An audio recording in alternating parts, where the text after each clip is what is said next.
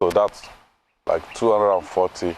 And then you have our IGR. It has gone up to about maybe 8 billion roughly per month. So that's another 8 times 12.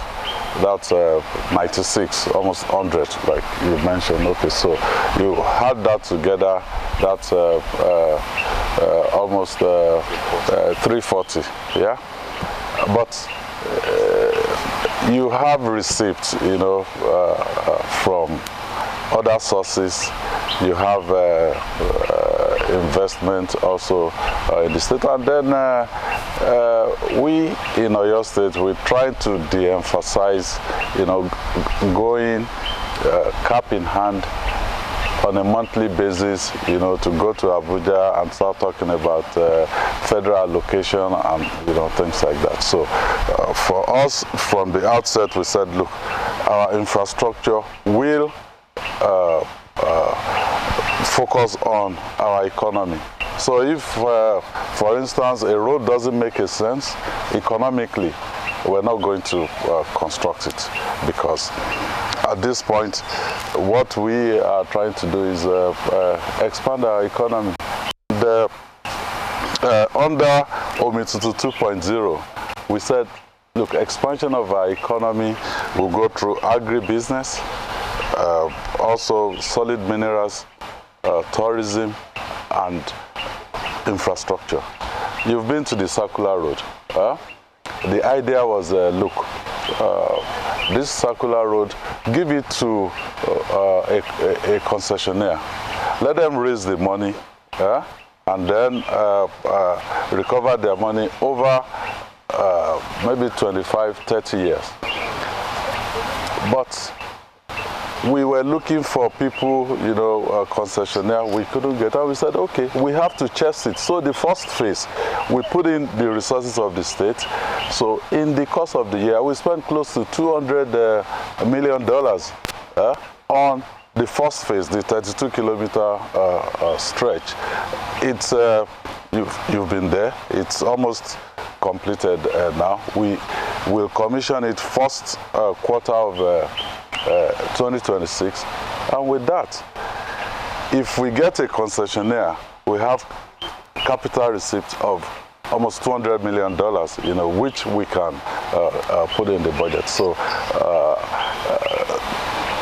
budgets are estimates that, look, we hope we'll get this in, and this is how we will apply it. But in the course of the year, I remember my first year in office, I came in May 29, 2019. The budget for 2019 was prepared by the previous administration, so we had to run it to the end. We reduced it. We came out and looked at the receipt. I think the budget then was about 240 billion. We reduced it by 25%. So if you check the budget performance for Oyo State, you know, through the last 6 years, we've been at about 70–75%. So this one is not going to be any different. Made up our minds that we will not increase taxes on our people. No new taxes.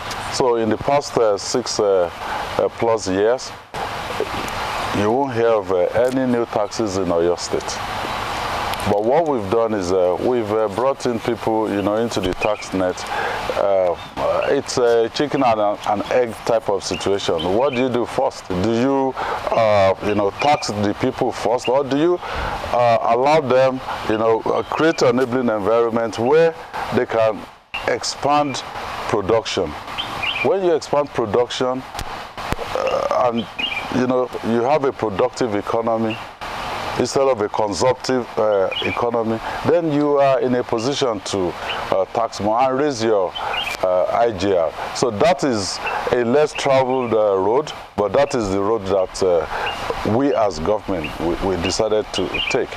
And I'll tell you what we've done in the past, this year that is closing, 2025.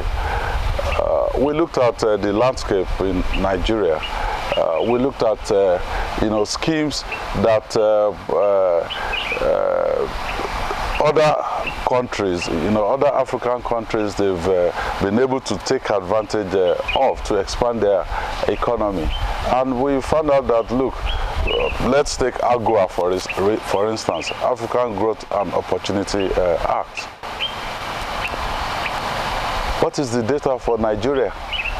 But countries like Mauritius, Rwanda, all of those countries, Kenya, they took advantage of AGOA. They expanded their productive base. But we were still talking about, how much is FAC and all of that. So we said no. Now, we looked at the Africa Continental Free Trade Agreement. There's a provision in there that you don't necessarily have to operate at the national level.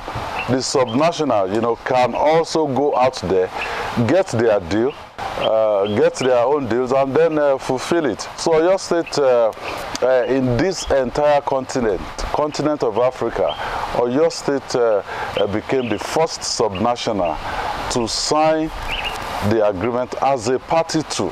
So any day you have AFCFTA event, Oyo State will be at the table with other